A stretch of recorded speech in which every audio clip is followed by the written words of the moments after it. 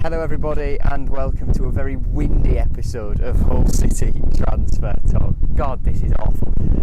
Different location today for reasons I'll explain in a second, but we've had our first departure of the transfer window on loan in the form of Pat Jones, which we'll discuss in a bit more detail, plus some exciting incomings potentially on the horizon as well. All of that and more after this.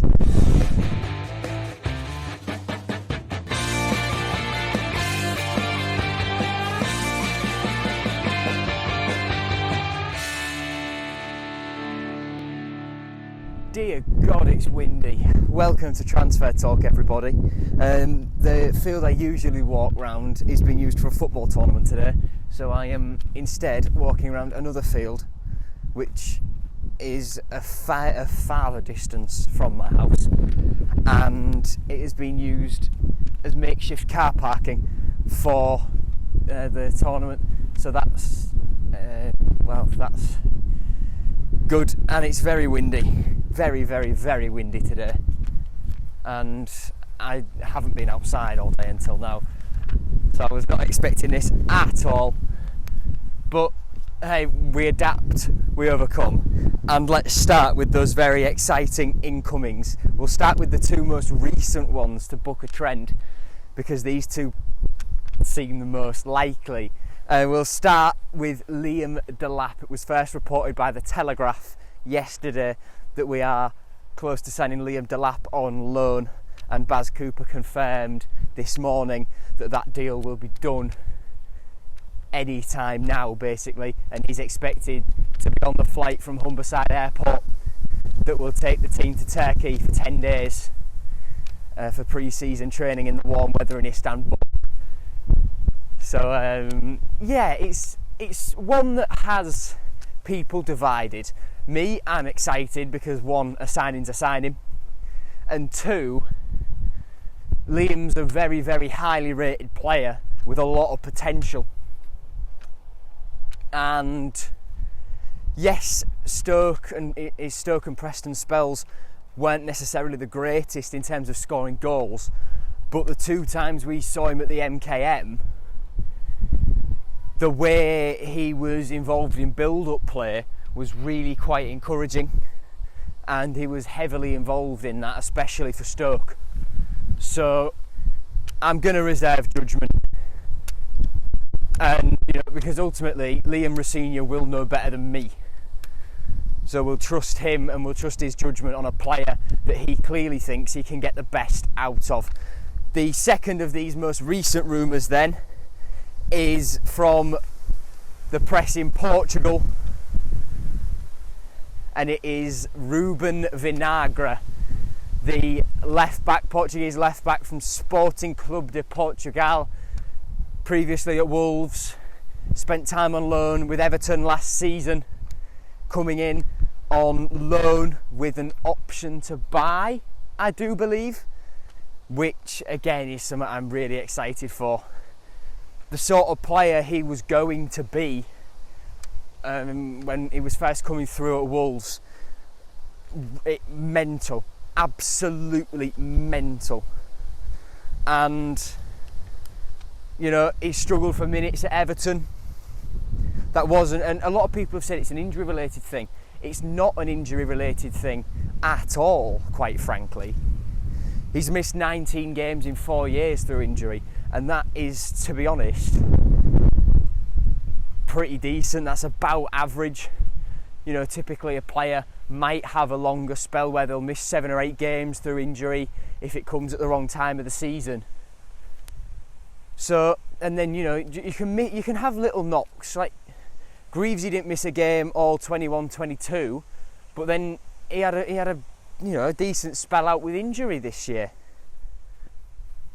So it doesn't mean, to me, that means nothing. And if he does come in, it'll be one I'm very, very excited to see. For these last couple, we've got Carl Darlow watch, where according to Alan Nixon, journalist for The Sun, Blackburn want Darlow too, and I remember reading somewhere, can't remember who it was who reported it, but Newcastle want 5 million, in which case I think we should move on, quite frankly. 5 million is not money we can afford to be spending on Karl Darlow, as good as he is. We simply shouldn't be spending that money on one player. Not at all.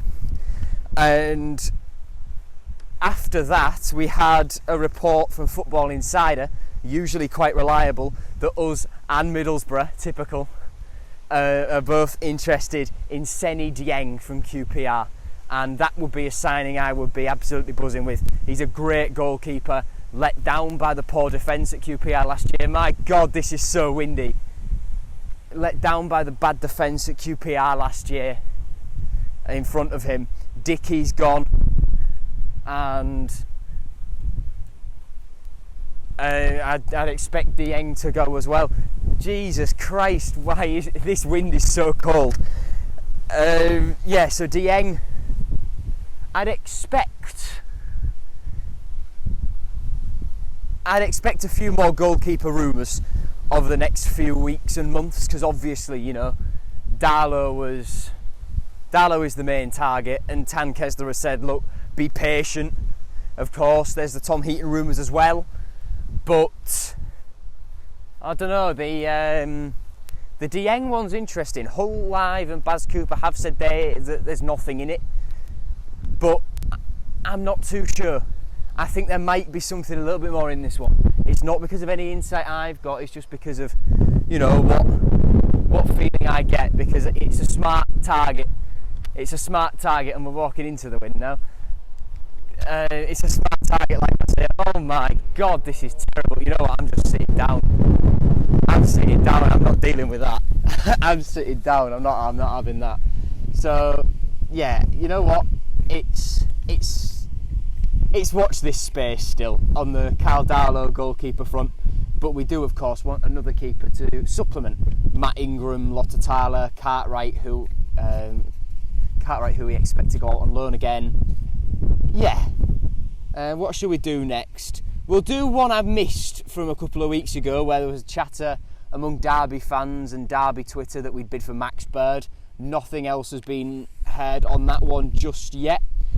Where should we go next? Turkish press have once again this week said that there's interest from our side in Erfan Can Kahveci from Fenerbahce. Adjan was playing football with him and Arda Turan on a beach earlier this week. I'm going to be honest, I think that's where the rumours stem from. We're looking far too domestic this year, and we can't afford to take risks on a big money player like that. When yes he will probably be good, but is he what we need when we've got Tufan? Adama is another creative midfielder. Do we necessarily need another one of those on bumper wages? Not really. Not really. Lastly, from Turkish press then, we've got Maxi Gomez on loan. Now, Maxi Gomez was reported at the back end of last season, and it was shut down straight away because of FFP, but the same guys now say we're trying to get him on loan. Personally, I don't see anything in it. And then last one for incoming rumours this week, Brad Jones, who's a freelance journalist, says that Norwich, Ulls and Watford are all interested in Carlos Borges, a youngster from Man City. He scored 22 goals, got 11 assists in the PL2 last year. It will be on loan or permanent, he said. And I don't really know too much about him other than that he's got a great goal scoring record from last season. So watch this space. And that wind is relentless. Moving on, we'll go to Yuri Elfeli watch now, where Tan Kesler has said Yuri Elfeli might be in the squad, might be part of the squad, and he might join up with the team that flies to Istanbul for pre-season. But he's unlikely to be recalled and used because they're in constant contact with the clubs and the Peruvian FA about him, and they know that he's one of their top talents, so they're always watching him and keeping an eye out for what the officials in Peru think. But he might well be in Istanbul. I've just thrown my paper on the floor. God, that'd be awkward if I was running around with there's a fly on me. If I was running around with the wind, or if I was chasing after paper blowing about in the wind, that would have been a recipe for disaster, wouldn't it? Next then, on to outgoings, and of course Callum Jones went to Forest Green Rovers, as I discussed yesterday. I think that's a really, really good move for Cal. He'll get games, he'll impress, and Rossignol clearly likes him. He's just got a new 2-year deal in January. Well, is it 1.5 year? Yeah, I think it's 2-year deal, isn't it? Taking him up to the summer of 2025, I believe, plus an option. Don't quote me on that, but I think it is. So that'll be a good move for him. We'll address the Twitter rumours as well, of Greavesy and Oscar being let go for FFP. Is it just me who thinks it's not really the smartest thing to do to sell your top goal scorer?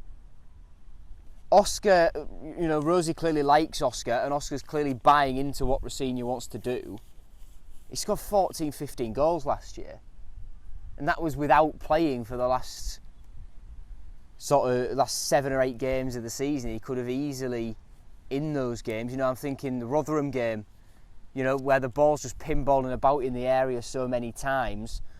Rossignol, had he had Oscar available, would likely have started him, and Oscar, being the striker he is, would have been in those positions and potentially stabbed one home and got us a goal. And I don't think the problem is Oscar. I think the problem has been the service to Oscar that just hasn't been consistent enough because of the injuries we've had and all stuff like that.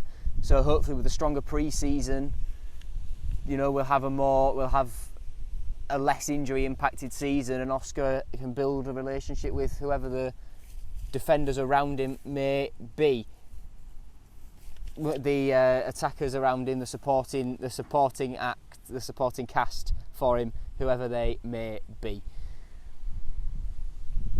The Turkish press as well have been talking a lot about Ozan Tufan going to Besiktas. Not going to happen. Ozan's staying.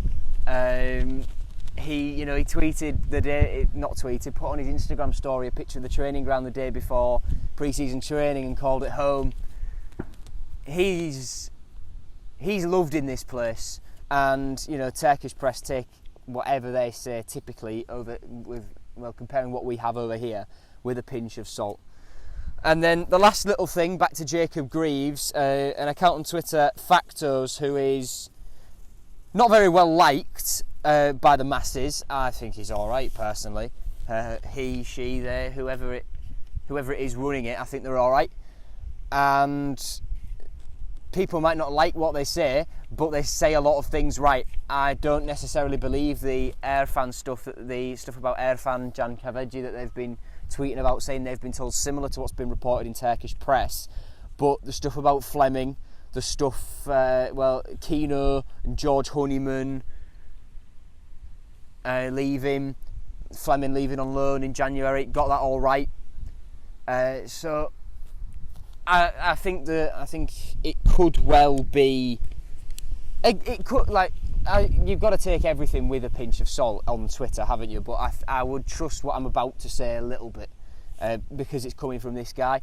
And Factos said that Brentford are monitoring Greaves because talks with Wolves for Nathan Collins have stalled. They've slowed down.